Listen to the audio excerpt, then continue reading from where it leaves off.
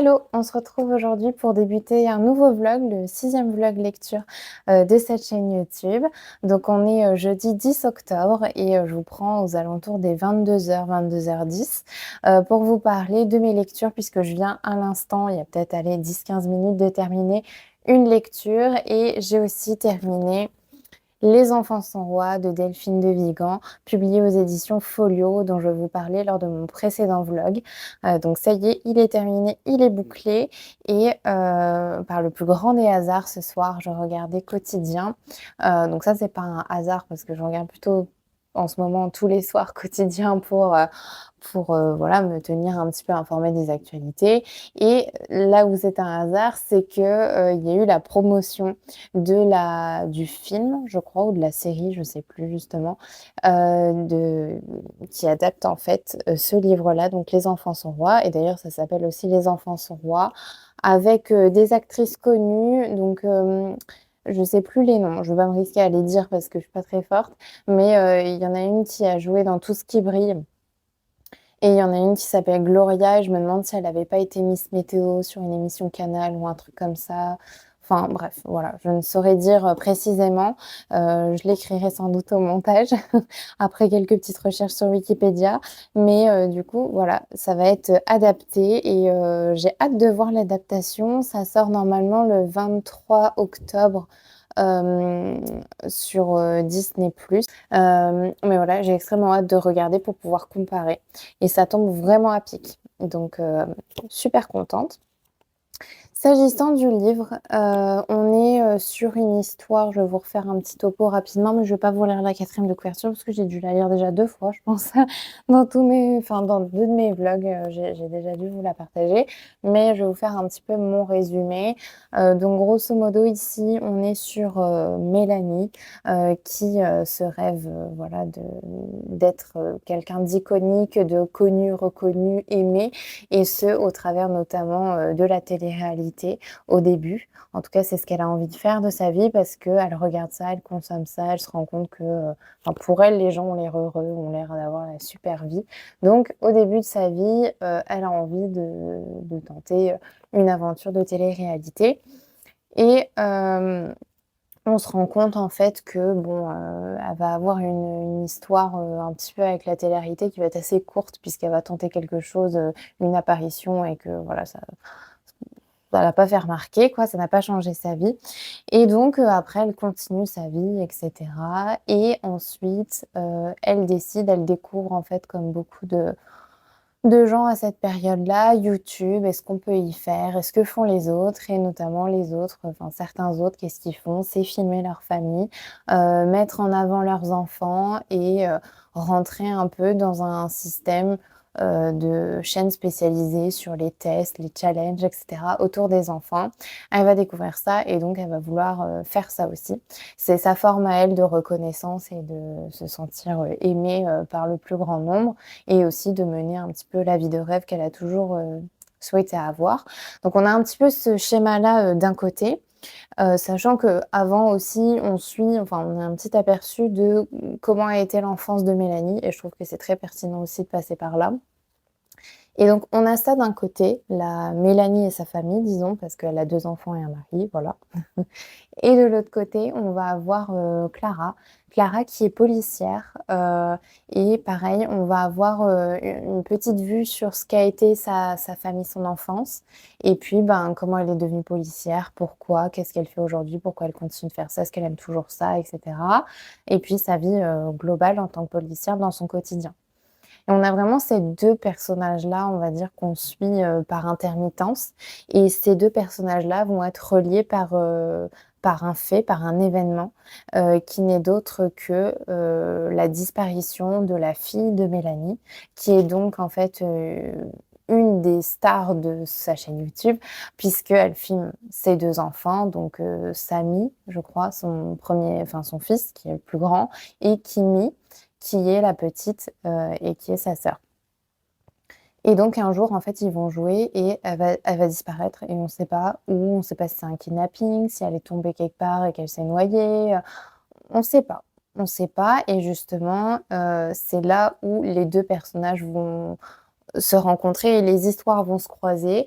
On va avoir d'un côté Mélanie, et Bruno, du coup son mari, qui sont inquiets, qui vont appeler évidemment la police pour lancer, des enquêtes et cetera, parce qu'on ne sait pas où est la fille et de l'autre côté, on a Clara qui va intervenir et qui va investiguer sur cette histoire-là et qui va être en charge avec ses collègues, de retrouver justement, Kimi. Voilà pour l'histoire. Je vais pas en dire plus sur le dénouement, est-ce qu'on la retrouve ou pas? Qu'est-ce qui arrive? Voilà. Parce que je pense que j'ai déjà bien bien résumé le enfin je suis déjà allée assez loin, disons, dans le résumé de cette histoire. Donc, je vais pas aller, beaucoup plus loin. Mais, heu, j'ai vraiment vraiment j'ai aimé ce livre. Je vais pas dire que c'est un coup de cœur parce qu'il m'a manqué un petit truc, je pense. Je saurais pas dire ce qui m'a manqué, mais, je pense pas que ce soit un coup de cœur. Mais j'ai vraiment beaucoup aimé ce livre. Je le trouve d'une grande, je sais pas si c'est le bon mot finesse, mais je trouve qu'il est vraiment en tout cas, il est exhaustif, il est bien mené. On arrive vraiment à s'imaginer les 2 styles de vie.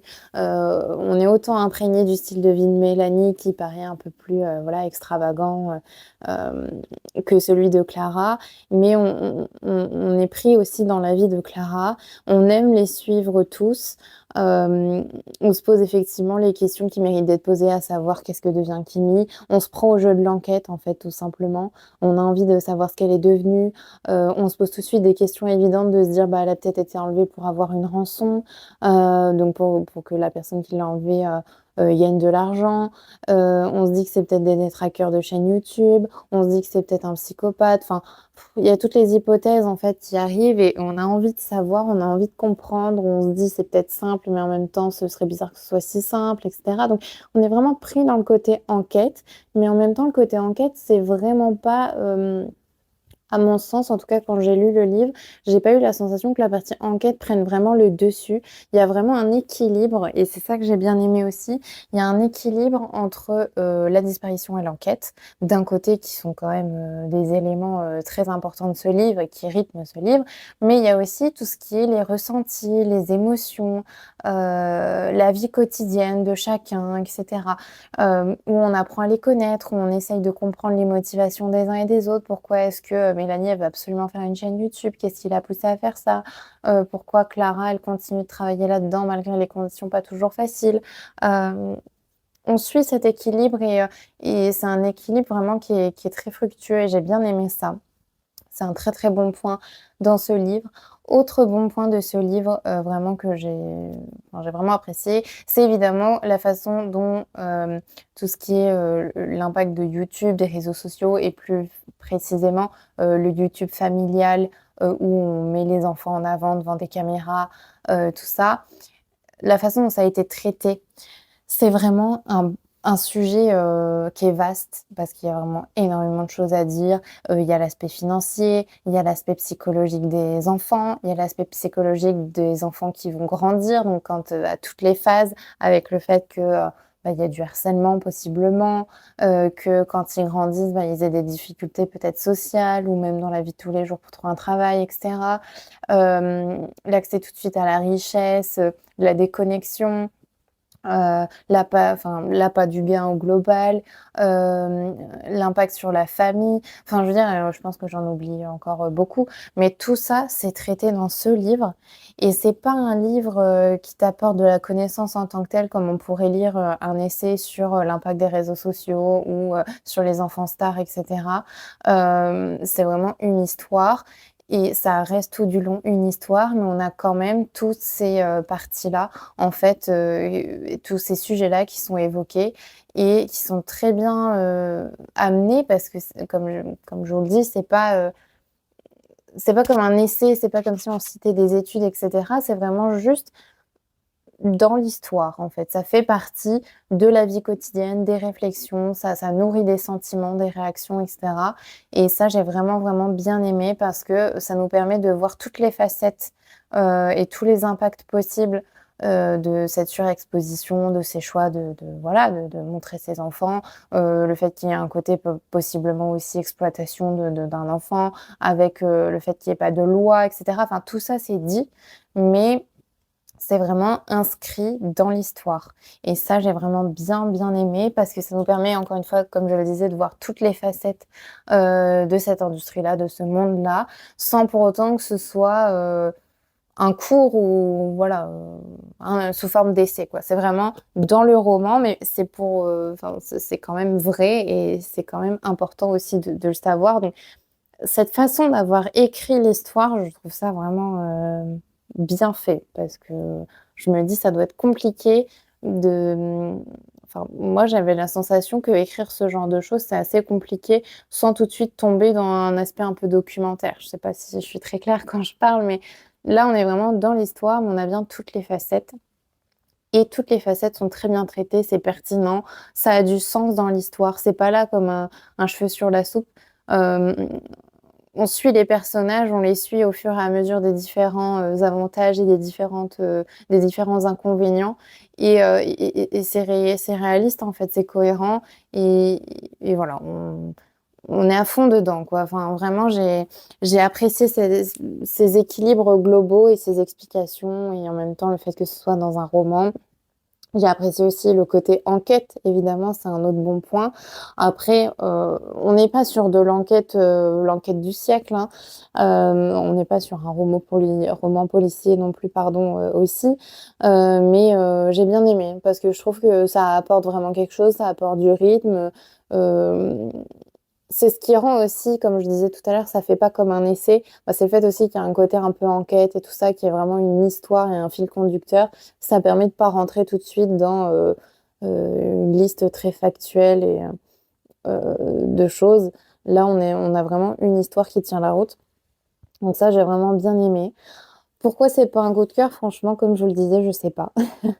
Je sais pas, c'est un livre qui m'a fait réfléchir, même si, je connaissais déjà un petit peu cette thématique-là. Je savais que, bah, ce type de vidéo existe. Je sais aussi que, bah, voilà, il y a beaucoup de controverses autour de ça. Je connais plus ou moins les grosses problématiques qui ressurgissent, autour de ça, notamment, bah, les heures, très nombreuses et parfois trop lourdes, pesant sur les enfants en termes de travail. Parce enfin, il y a l'éternel débat de dire: «Non mais» parce que c'est pareil dans le livre, en fait, c'est ce qui est dit. Mélanie, pour se défendre, elle dit: «C'est leur rêve aux enfants de devenir youtubeurs, youtubeuses». Mais quand tu les mets devant une caméra quand ils ont 2 ans, ça peut pas être leur rêve, en fait. À 2 ans, tu peux difficilement dire: «Je vais être youtubeur, youtubeuse». Ça veut dire que tes gamins, ils sont déjà sur YouTube, enfin devant YouTube depuis longtemps et qu'ils intellectualisent un minimum ça et c'est un peu bizarre de se dire que, bah, c'est un peu bizarre et c'est même pas cohérent et hem et donc c'est vrai que c'est l'une des plus grosses controverses, je pense, autour de ça. C'est de se dire que les enfants sont exploités, que c'est les parents qui les mettent devant les caméras, qu'eux-mêmes se mettent pas devant les caméras, qu'ils sont obligés de faire des choses, de travailler beaucoup, ils subissent de la pression. Il faut qu'ils répètent des discours et cetera pour faire gagner de l'argent aux parents. Il y a beaucoup de controverses aussi sur comment est géré l'argent. Est-ce que l'argent, il est bien déposé sur un compte, qui peut être débloqué aux 18 ans des enfants ou pas et cetera. Enfin, voilà. Et tout ça, c'est évoqué et c'est bien traité et même si je connaissais ces thématiques-là, j'ai été contente vraiment de découvrir, cette histoire-là et de découvrir, des choses aussi autour de ça. C'était un sujet que je connaissais et c'est pour ça que ce livre m'a intéressée et j'ai vraiment pas été déçue de la façon dont ça a été traité. Hem, ça m'a Les thématiques m'ont touchée. Après l'histoire en elle-même m'a pas forcément touchée. J'ai pas eu trop d'émotions ou quoi, mais la thématique m'a touchée et c'est vraiment un livre que je suis prête à recommander. Je recommanderais bien pour des gens qui connaissent pas trop ces facettes-là, cet aspect-là ou qui sont un peu, voilà, ils ferment un peu les yeux là-dessus et tout. Je trouve que c'est bien de le lire parce que justement ça ouvre un peu l'esprit et se pose quand même pas mal de questions finalement. Tout ça pour dire que j'ai adoré ce livre, que je trouve qu'il faut vraiment enfin, je vais pas dire il faut le lire, mais si jamais c'est une thématique qui vous intéresse ou même une thématique qui vous intéresse pas forcément ou enfin, dans le sens où vous la méconnaissez et où vous voilà, vous pensez peut-être la minimiser ou autre, franchement, il faut la lire. C'est pas un livre moralisateur ou quoi, mais c'est un livre qui fait réfléchir et c'est autour d'une histoire, donc c'est pas non plus trop lourd. Ça se lit extrêmement bien. J'ai découvert, La Plume de Delphine de Vigan à travers ce livre. J'ai vraiment adoré. Ça se lit vraiment super bien. On n'a pas forcément envie de lâcher le bouquin. C'est pas addictif non plus, mais heu, mais en fait, c'est agréable. Juste, c'est très agréable à lire. Donc moi, je recommande très vivement, ce livre-ci. Très bon livre. Voilà, voilà. Ensuite, je vais vous parler de ce livre-ci que j'avais prévu de lire en une soirée, mais sauf que la soirée où j'ai choisi de le commencer, en fait, j'étais fatiguée, donc forcément, je l'ai pas fini et je l'ai fini ce soir, il y a à peu près 3/4 d'heure. Donc je vais vous parler, des Nuits blanches, donc Les Nuits blanches, de cet auteur, voilà, que je ne risquerai pas encore une fois de citer parce que, je prononce toujours extrêmement mal, donc j'ai pas envie d'écorcher son nom, mais il est très, très connu et c'est publié aux éditions Babel. Il faut savoir que c'est le premier livre que je lis de cet auteur-là qui est, comme je le disais, très connu. Je pense que ça fait partie des classiques un peu littéraires, en termes de littérature russe, je crois. J'ai vu ce livre-là sur les réseaux sociaux. Il y a une influenceuse littéraire qui en parlait extrêmement bien sur une émission de radio et donc elle me l'a vendu, donc je me suis dit: «Banco, je le commande et je le lis». Donc au niveau de l'histoire, j'ai déjà lu la 4e de couverture dans un précédent vlog, donc je vais vous faire une rapide histoire, enfin un rapide résumé moi-même. Mais grosso modo, on suit un jeune homme qui est assez seul, dans un Saint-Pétersbourg qui est un petit peu vide, et enfin, en tout cas, qui se vide, notamment, je pense, en raison du contexte politique. Voilà et donc c'est le tout début du livre où vraiment il déambule dans les rues, il se promène, c'est la nuit, et les gens, partent, en fait, dans les campagnes et cetera, donc voilà et ce jeune homme va rencontrer une nuit une femme, qui s'appelle Nastenka, qui est jeune, je crois elle a 17 ans, 18 ans ou 19, je sais plus. Enfin bref, elle est très jeune et du coup, ben, ce livre-là est découpé en 4 nuits et un matin, et au fil des 4 nuits, ils vont discuter et apprendre à se connaître. Hem, je vais pas forcément en dire beaucoup plus parce que c'est un tout petit livre, il fait 86 pages donc je vais pas si j'en dis plus, en fait, je vais tout vous dévoiler, ça n'a plus de sens. Même si c'est quand même un livre qui est très chouette, à lire, même quand on connaît l'histoire un petit peu. Mais ce que je peux vous en dire, c'est que de prime abord, on se dit: «C'est de la romance», voilà, ils vont tomber amoureux, un garçon, une fille, hop, ça y est, au bout de 4 nuits et puis voilà, c'est l'histoire. Sauf qu'en réalité, ben, non, c'est pas vraiment ça. C'est pas vraiment ça, c'est un petit peu plus compliqué que ça et enfin compliqué. C'est un peu plus compliqué, un peu plus beau que ça, en fait, en réalité, parce que sur un livre de 86 pages et 4 nuits, enfin divisé en 4 nuits, si ça avait été une histoire d'amour, ils se rencontrent, ils tombent amoureux, ça aurait été un peu, même beaucoup décevant, je trouve. Donc là, le fait que ça se passe pas forcément comme prévu ou comme ce qu'on imagine, ça déjà j'ai bien aimé parce que ça veut dire que l'auteur, il nous emmène un peu où il a envie et pas nous, où on a envie. Il nous trompe un petit peu, en fait. Donc ça, j'ai bien aimé, 1er bon point. 2e bon point, c'est que comme je vous disais, ce livre-là, il est découpé en 4 nuits et ça se termine sur un matin, donc c'est la 5e partie. En réalité, il y a je pense, la lecture, c'est pour ça que je disais aussi qu'il y avait peut-être une double lecture, c'est qu'on se dit de prime abord que les nuits, c'est sombre, c'est, ouais, c'est sombre, en fait, c'est pas, je sais pas comment expliquer trop ça, mais on pourrait croire que la nuit, c'est un peu avec le coucher du soleil, la fin de journée et cetera, que c'est sombre, que c'est pas la meilleure période de la journée sur les 24 heures, disons et que le matin, c'est un petit peu on revit, c'est une nouvelle journée qui démarre, c'est lumineux, on y va, c'est parti, grosso modo et en fait, dans ce livre-là, c'est un peu tout l'inverse parce que toute la beauté et toute la richesse de la vie de ces personnages, ben, en fait, c'est quand ils se rencontrent, c'est quand ils se parlent et ça se passe la nuit parce qu'ils passent du coup des nuits blanches à discuter, à se rencontrer, à se partager leurs histoires, leurs moments de vie, leurs émotions, leurs attentes et cetera et c'est ce qui est lumineux dans leur vie à tous les 2, surtout au jeune homme qui est très seul.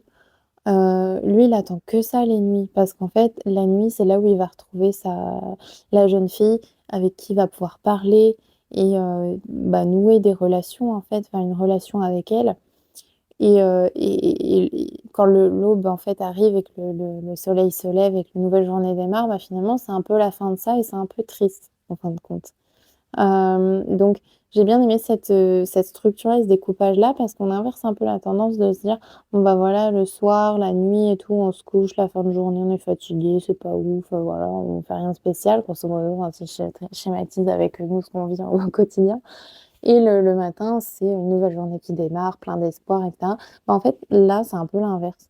Tous les espoirs, tous les bons moments, c'est la nuit et quand le matin se lève, ben, ça veut dire que c'est la fin de ça et ça coupe un peu les beaux moments et ça veut dire que c'est fini et ce sera que la nuit prochaine qu'on pourra revivre ça et donc ça, j'ai bien aimé. Franchement, j'ai bien aimé, c'est ce que j'ai ressenti en lisant ça et j'ai trouvé ça bien de nous faire, enfin qu'il arrive à nous faire ressentir ça et donc on termine sur un matin et le matin qu'on pourrait croire du coup dans cette analyse-là qui soit un peu sombre, triste et cetera, bah, en fait, c'est un matin qui sera lumineux et je vais pas en dire plus mais c'est un matin lumineux par les valeurs, ouais, voilà. Je veux pas rentrer plus dans le détail parce que j'ai vraiment peur de spoiler mais enfin, vraiment, j'ai trouvé la structure qui est vraiment très, très belle, très bien faite et j'ai bien aimé cette idée-là, vraiment.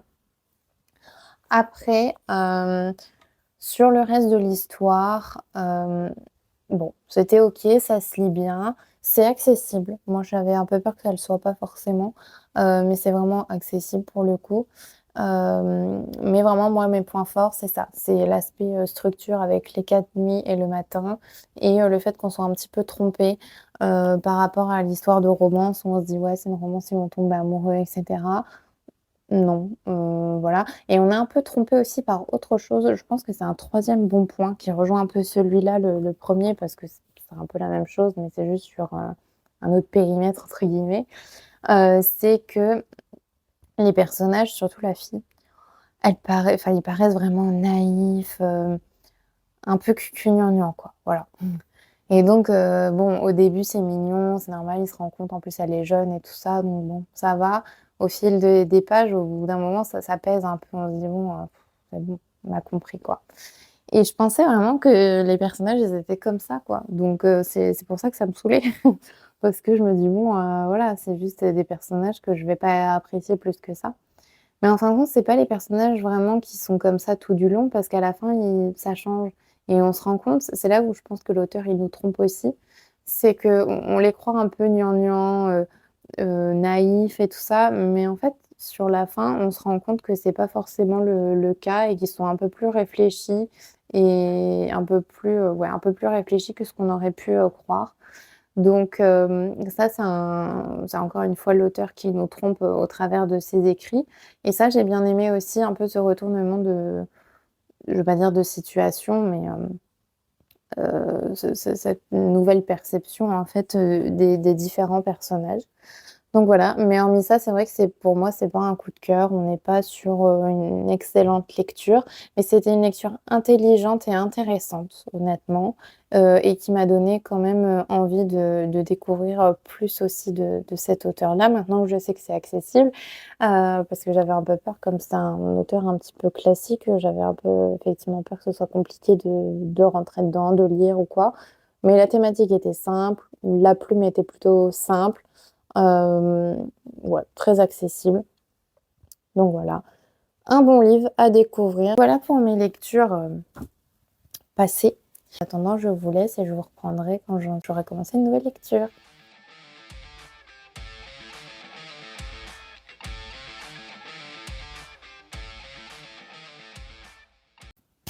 Hello, je vous retrouve pour faire un petit point sur, ma lecture en cours puisque je me suis enfin décidée et comme vous le savez, je l'ai acheté, et je vous l'ai présenté dans mon précédent vlog et dans mon précédent haul. Il s'agit donc de, Les secrets de la femme de ménage de Freida McFadden, publié aux éditions J'ai lu.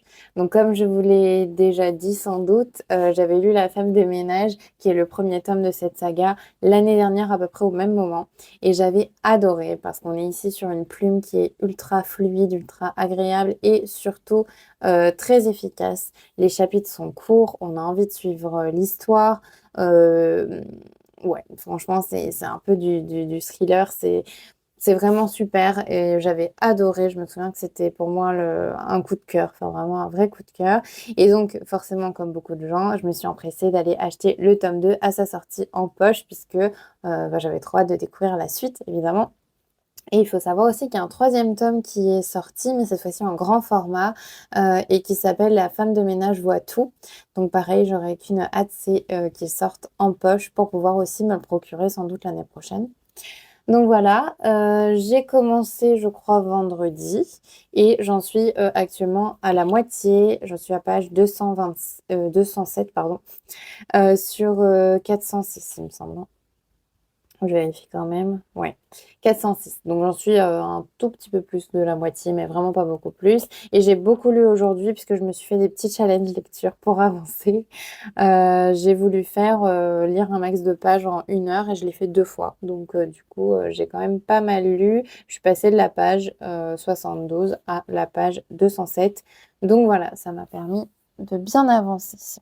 Grosso modo, on va suivre dans les 2 tomes Millie, qui en fait est une femme de ménage, mais qui est un peu une femme de ménage plus plus dans le sens où elle fait aussi du babysitting et des tâches de cuisine notamment. Pourquoi est-ce qu'elle fait autant de choses? Tout simplement parce que ses clients, ce sont des riches familles au sein des États-Unis. Donc surtout là, dans ce tome-là, elle est au niveau du Bronx. Enfin, elle n'est pas dans le Bronx, mais elle travaille dans le Upper East Side. Je ne sais pas si dans le tome 1 c'était le cas, je me souviens plus.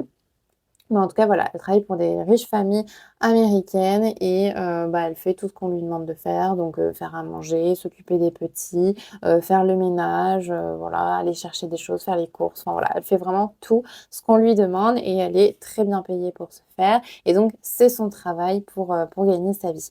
Sauf que dans le premier tome, on va se rendre compte qu'elle va atterrir dans une famille qui a l'air incroyable et vraiment respire la richesse. Et même si les gens sont parfois pardon, pas très gentils, ça reste une famille riche, un peu basique entre guillemets. Ça, c'est ce qu'on croit.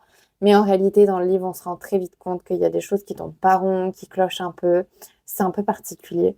Ce qu'on sait aussi dans le premier tome, c'est important de le savoir, c'est que malgré tout ça, malgré le portrait que je viens de vous dépeindre de Millie, c'est très clairement dit dans le premier tome qu'elle a plutôt un passé effectivement sombre, puisqu'on apprend qu'elle est sortie de prison et qu'elle a fait à peu près une dizaine d'années de prison. Mais dans le premier tome, on ne sait absolument pas pourquoi. Et, euh, et c'est un peu bizarre, entre guillemets, enfin c'est pas bizarre, mais c'est aussi un des aspects que j'ai bien aimé, c'est que Millie, moi je l'adore, vraiment, j'ai adoré la suivre et dans le premier tome, et j'avais envie que bah, tout aille mieux, que voilà, sans rentrer dans le détail, je la soutenais, quoi. Mais en même temps, le fait qu'elle ait fait 10 ans de prison, enfin une dizaine d'années de prison, ça laisse à penser qu'elle a fait quelque chose d'incroyablement bah, terrible et que bah, on peut pas justement on peut pas la soutenir ou ce genre de choses, mais en même temps, on sait pas ce qu'elle a fait. Donc voilà, c'était un peu un sentiment partagé. Et dans ce livre aussi, donc le deuxième tome, normalement, je pense qu'on va découvrir justement ses secrets, hein, comme son nom l'indique, et plus précisément pourquoi est-ce elle a fait de la prison. En tout cas, ça en prend vraiment la tournure et c'est ce que j'ai compris hein, de ce livre-là, puisque voilà, elle est dans un autre style de vie, enfin pas un autre style de vie, mais elle a un nouveau rythme de vie, disons.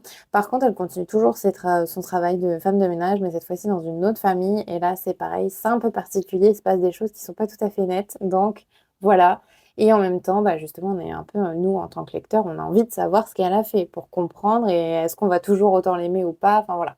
Et puis, on a envie aussi de savoir si elle va se sortir de cette nouvelle famille avec son lot d'imprévus, ouais, de choses un peu louches, bizarres et voire même parfois graves. Donc voilà, un petit peu vous faire un résumé global. Comme je vous en ai dit, j'en suis à la moitié. Pour l'instant, j'aime toujours autant. C'est une plume qui est très efficace, très fluide, euh, addictive aussi, on peut dire. Enfin, on a envie de continuer vraiment. Ça se lit extrêmement vite parce que les chapitres sont très courts. Comme je vous ai dit, moi, je suis vraiment à fond derrière Millie, même si elle a fait de la prison ou quoi, on ne sait pas pourquoi, mais dans les livres, on est attaché à elle, on a envie de savoir bah, comment elle va s'en sortir et ouais, enfin juste, moi c'est un personnage que j'adore donc voilà et que j'aime suivre et j'aime bien la tournure que ça prend. Au début, je vais pas vous mentir, j'étais un petit peu, effrayée, le mot est fort, mais j'avais un petit peu peur qu'on reprenne vraiment le même schéma, l'exact même schéma que dans le premier tome, pardon. Mais en réalité, là, en arrivant à la moitié, je me rends compte qu'il y a quand même des petites choses qui sont pas tout à fait pareilles. Donc j'apprécie, parce que c'est vrai que si ça avait été une copie conforme, mais juste dans une autre famille avec deux trois petits trucs qui changent, j'aurais été un peu déçue. Mais là, non, je sens que c'est pas forcément le cas et je sens que l'autrice aussi, elle essaye un peu de nous malmener et et je sais pas, je pense des choses, je me dis: «Ça doit être ci, ça doit être ça» et en fait non, c'est pas ça et j'aime bien cet aspect-là de se faire un peu tromper par l'autrice. Donc voilà où j'en suis, voilà ce que je lis. Je suis extrêmement contente de le lire, je pense que ça se voit. J'avais tellement hâte de le lire donc vraiment trop, trop contente et je vous ferai bien évidemment une revue lors de mon prochain vlog parce que je pense que je vais le terminer, la semaine prochaine pour vous en parler, parce que lui, c'est un livre qu'on ne lâche pas. Donc voilà un petit peu pour cette, 1re lecture, en cours et j'ai aussi, commencé une nouvelle lecture audio qui est Célèbre de Maud Ventura, donc disponible sur, Nextory. Je ne sais pas si cette lecture est disponible sur d'autres plateformes d'écoute, mais en tout cas sur Nextory, elle y est, même si, le livre est sorti là, très récemment. Donc ça, c'est super qu'il y ait des livres audio, et enfin des livres accessibles sur Nextory, alors qu'ils viennent de sortir. Enfin vraiment, c'est un super luxe et donc je l'ai commencé vendredi matin en allant au travail et je dois en être à peu près à la moitié si je dis pas de bêtises. Mais en tout cas, je vous mettrai un petit screenshot quelque part, en faisant le montage, pour que vous voyez un petit peu la couverture et puis où j'en suis. Au niveau du résumé, ce que je peux vous en dire puisque je l'ai pas sous les yeux, c'est qu'on va suivre une jeune femme, qui au début du livre est à son apogée. Elle est célèbre et elle est, artiste, chanteuse, interprète, enfin tout ce que vous voulez, parce que je crois qu'elle est autrice, compositrice, interprète grosso modo et donc elle est à son apogée dès le début du livre, c'est là où on arrive et en fait, ce livre vise à expliquer l'autoconstruction d'une artiste et son autodestruction aussi. En tout cas, c'est comme ça que j'ai envie de le résumer, puisqu'en fait, on va voir que la jeune femme en question, on va voir que depuis toute petite, elle-même, elle s'est mise en tête de devenir célèbre, avec tout ce qui s'ensuit, tous les avantages et tous les inconvénients. Elle a essayé de se préparer au mieux et vraiment d'elle-même, c'est même pas ses parents qui l'ont poussée à aller au conservatoire ou autre, c'est elle qui l'a voulu parce qu'elle voulait absolument atteindre cet objectif de devenir célèbre et du coup, on va voir, bah, justement à quel point elle est perfectionniste, à quel point tous ses choix ont été orientés vers ça, à quel point elle peut être dure avec elle-même et dure avec les autres pour y arriver et ça peut justement être, bénéfique d'être strict envers soi-même entre guillemets, d'avoir de l'ambition ou autre, mais elle en est à un stade où c'est presque dangereux. Donc je vais pas rentrer forcément dans le détail. En plus, le livre est assez explicite sur certaines, scènes, sur certaines choses, donc voilà. Mais dans l'idée, c'est un peu ça qu'on suit et on suit finalement, cette jeune fille-là, enfin cette jeune femme-là, avec sa carrière qui aujourd'hui, bah, comme je disais, est à son apogée, pardon. Mais on va avoir aussi des flashbacks sur, bah, un peu son enfance, ce qui l'a guidée et aussi comment elle va composer avec les imprévus de la vie. Parce que ça, pour le coup, elle peut pas contrôler, elle peut pas maîtriser, contrairement à tout ce qu'elle a fait jusqu'alors où elle a pu toujours tout décider, tout maîtriser. Là, il y a des choses sur lesquelles, en fait, elle peut rien faire à part, juste les subir et avancer et donc voilà, on suit cette histoire-là. C'est hyper intéressant, c'est très bien écrit. J'ai jamais lu de livre de Maud Ventura. Donc je pouvais pas, comparer ou quoi, je pouvais pas partir avec une idée, bien précise. Mais pour le coup, j'adore. J'aime vraiment beaucoup cette histoire. J'aime beaucoup aussi la lectrice, sur Nextory qui lit l'histoire. Je trouve qu'elle a une voix, bah, qui se prête bien un peu à cette histoire-là et elle incarne bien la protagoniste.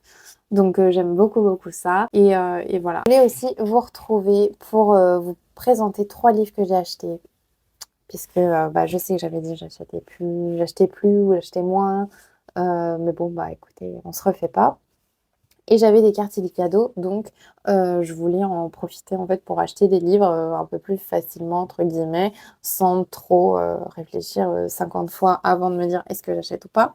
Mais j'ai quand même réfléchi, hein, vous inquiétez pas, j'en ai pas acheté 50. J'en ai donc acheté 3. Le premier que j'ai acheté, c'est Un léger malentendu de Rose Mia, publié aux éditions Hugo Poche dans la collection New Romance.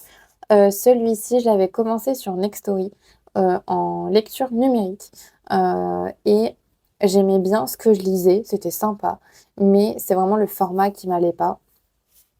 En ce sens que, je travaille déjà beaucoup sur les écrans comme beaucoup de gens, je pense maintenant. On a des voilà, notre travail, c'est d'aller sur, site et de travailler sur des écrans toute la journée et quand on n'est pas sur les écrans, on est sur le téléphone, sur les réseaux sociaux et compagnie. Donc on est déjà beaucoup, beaucoup de temps sur, les écrans en général. Ça fatigue beaucoup les yeux, ça fatigue, tout en général et c'est vrai que la lecture pour moi de base, c'était vraiment du papier et ensuite c'est devenu depuis quelques mois aussi de la lecture audio. Mais la lecture numérique, c'est quelque chose pour lequel j'ai du mal, et j'ai pas envie de d'abîmer plus mes yeux que ça et de me fatiguer plus que je ne le suis. Donc j'ai décidé de continuer cette lecture que j'avais bien aimée. En tout cas au début, ça me paraissait vraiment pas mal. Je crois que j'en étais presque au niveau de la moitié. Faudrait que je regarde par rapport à Nextory, mais pour mettre un marque-page, mais je pense j'en étais à peu près à la moitié et j'aimais bien. C'était vraiment agréable et sympa. Donc, je me le suis procuré en papier pour le terminer, tout simplement. Et donc, voilà. On est ici donc sur de la romance et je vais vous lire la quatrième de couverture parce que je crois que je vous en ai jamais parlé, je crois. J'ai jamais fait de résumé sur ce livre, donc c'est le moment. Lorsqu'elle emménage dans son nouvel appartement à Los Angeles, May a un coup de foudre pour son voisin Tom. Hélas, elle comprend vite que rien ne sera jamais possible entre eux. May a l'habitude, sa vie sentimentale est un fiasco. Cela dit, rien ne les empêche d'être amis. Tom est une star du surf, célèbre pour avoir dompté les vagues mangeuses d'hommes les plus dangereuses du monde. Il est cloué sur le sable depuis un accident grave. L'arrivée de sa jolie voisine, une petite tornade aussi déjantée qu'attachante, le pousse hors de sa zone de confort. Entre eux, c'est une évidence, sauf que quelque chose bloque, juste un détail, mais qui change tout. Certains mensonges nous protègent. Comment accepter la vérité lorsqu'ils volent en éclats? Voilà, voilà. Donc, bon, c'est une romance, hein, comme je vous le disais, mais j'aimais bien. Donc, je vous tiendrai au courant de quand je reprends cette lecture et de ce que j'en pense aussi naturellement. Ensuite, j'ai acheté ce livre que à peu près tout le monde va acheter ou a acheté déjà, qui est donc un Cozy Christmas Mystery et qui est donc le tome 2 de la saga. On peut dire maintenant que c'est une saga, puisque l'autrice, alors je prononce mal aussi son nom, je pense à chaque fois, mais c'est Karine Pitocchi. Je crois que c'est une prononciation un peu italienne et j'ai un peu de mal. Mais bon, voilà. Encore une fois, je suis désolée si j'écorche le nom. Je vais finir par, au lieu de lire moi-même les noms et tout ça, je vais finir par lancer, vous savez, Google Traduction qui parle en automatique là. Comme ça, au moins, je me risquerai pas à mal prononcer. Mais dans tous les cas, cette autrice-là avait écrit un premier tome l'année dernière que j'avais lu à Noël et que j'avais bien aimé. Je l'avais lu dans le cadre d'une lecture commune qui était organisée par les Lectures de Manon et Cocon Littéraire sur Instagram, dans le cadre, je crois, de leur Read Together. Et c'était trop cool parce que l'année dernière, quand on a lu le premier tome, il y avait l'autrice qui était dans le canal Discord et qui répondait à différentes questions, aux différents commentaires. Et je trouvais ça super, franchement, d'avoir organisé ça et que l'autrice soit disponible. Et donc cette année, eh ben, elle a écrit le deuxième tome. Donc cette fois-ci, c'est Murder Party au manoir Cozy Christmas Mystery. Ce livre, je ne l'ai pas dit, mais il est publié chez La Bête Noire, côté Robert Laffont. Ici, je ne vais pas vous lire la quatrième de couverture parce que j'ai peur que ça spoil le premier tome. Et comme c'est une saga un petit peu nouvelle, voilà, je ne m'y risquerai pas. Mais en tout cas, j'adore la couverture. Je la trouve encore plus jolie que celle de l'année dernière. Et déjà, celle de l'année dernière, je trouvais qu'elle était vraiment très belle. Mais je vous la mets un peu plus proche pour que vous voyez parce que vraiment, c'est super joli.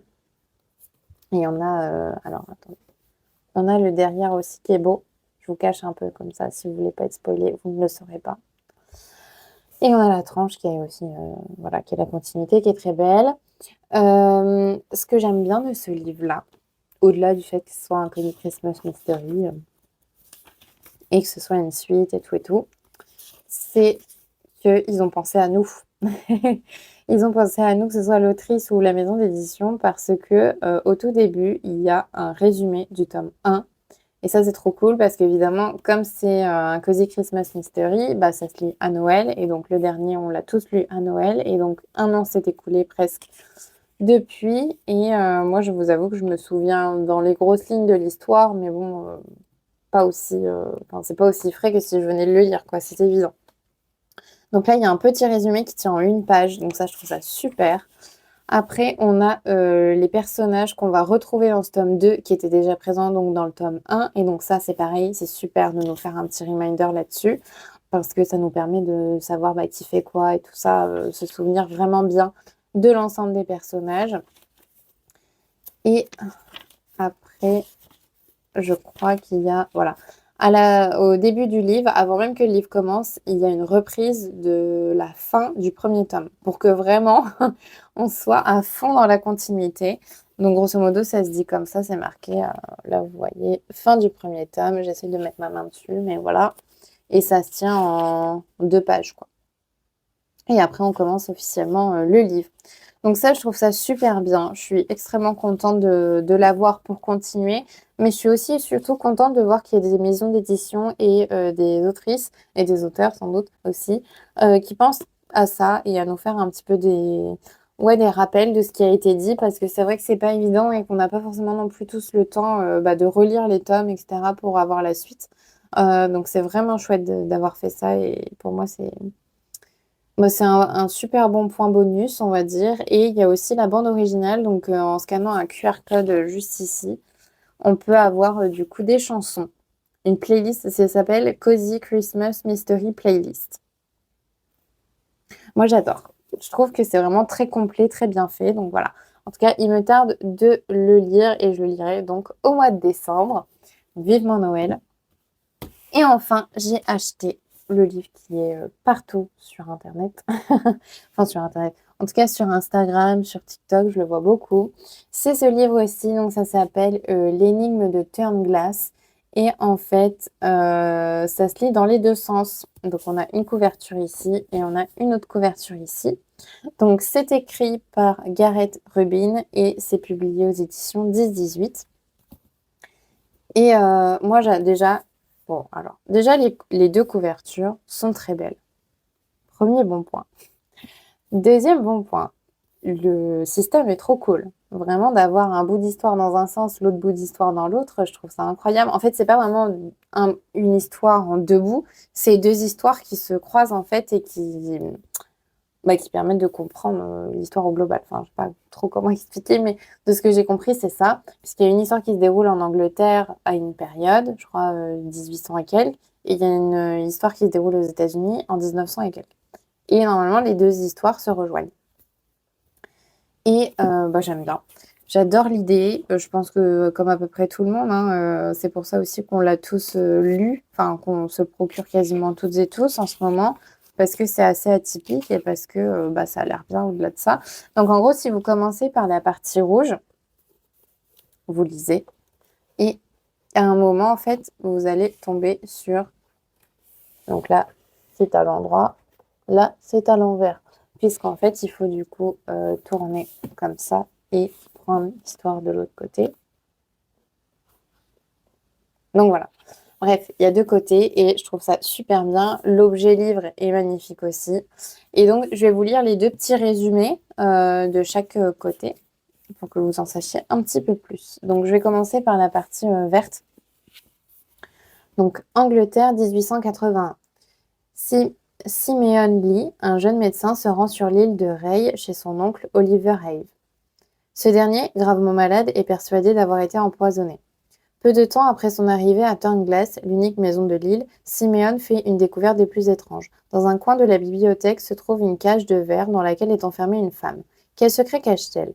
La vérité se trouve peut-être dans le journal intime d'Oliver, qui raconte une histoire très différente selon le sens dans lequel on le lit. Voilà pour ce côté-là. Et donc maintenant, je vais vous lire pour ce côté-ci. Californie, 1939. Oliver Took, écrivain et fils du gouverneur de l'État, est retrouvé mort. La police conclut à un suicide. Mais cette hypothèse ne convainc pas son ami Ken Courian, qui décide d'enquêter et découvre de nombreux éléments troublants dans le passé de cette célèbre famille. Pour déterrer la vérité, Ken devra déchiffrer les indices cachés dans le dernier ouvrage d'Oliver, un roman tête-bêche intitulé L'énigme de Turnglass, dont le héros est un jeune médecin appelé Simeon Lee. Voilà. Donc franchement, ça a l'air super bien. J'ai trop, trop hâte aussi de les découvrir. Vraiment, je vous fais un petit focus sur les couvertures parce que vraiment, elles sont magnifiques. On voit que ça se reproduit. Et là, c'est pareil. Ça brille, voilà. Franchement, c'est très beau. Et j'ai très hâte de découvrir ce livre, cette histoire et aussi ce format. Du coup, voilà, c'était tout pour ce vlog. J'aurai pas l'occasion de revenir vers vous ce soir ou d'ici demain 18h30 pour vous faire des avis lecture. Donc, je vais m'arrêter là ce soir. Mais en tout cas, j'ai été très contente de vous retrouver pour un nouveau vlog. J'espère que ça vous aura plu aussi. N'hésitez pas à liker, à vous abonner si jamais vous aimez bien le contenu. Et puis surtout, si vous lisez des livres que je vous ai présentés, notamment parmi mes nouveaux achats. Bon, après, Un léger malentendu, il date un petit peu, c'est pas un nouveau livre, mais ces deux-là, ils sont plutôt récents, ils viennent de sortir. Et même celui-ci, n'hésitez pas en fait à me donner vos avis parce que je serais vraiment intéressée de voir un petit peu ce que vous en pensez ou si vous comptez les acheter ou pas, etc. N'hésitez pas à me le dire parce que vraiment, ça m'intéresse beaucoup, beaucoup. Et en tout cas, voilà, je vous remercie pour tout, pour votre soutien, pour vos petits commentaires. Chaque fois, c'est des commentaires très gentils. Et donc, je suis super contente. C'est une très bonne expérience pour moi que d'avoir cette chaîne YouTube et de l'alimenter. Et je suis contente si ça vous fait plaisir aussi et qu'on partage nos lectures tous ensemble. Donc voilà. Sur ce, je vous laisse. On va finir Le Seigneur des Anneaux. On va aller finir la raclette aussi d'hier. Comme vous avez dû le voir, hein, on a fait une raclette avec des copains. Et c'était vraiment trop cool. Plus une soirée jeu en plus, hein. On a vraiment fait plein de jeux différents et c'était vraiment super. Même si j'ai pas filmé grand-chose parce que j'étais un peu à fond dedans. Mais du coup, voilà, je vous laisse là-dessus. Je vous souhaite une très belle fin de journée et je vous dis à la prochaine pour un nouveau vlog. Bye!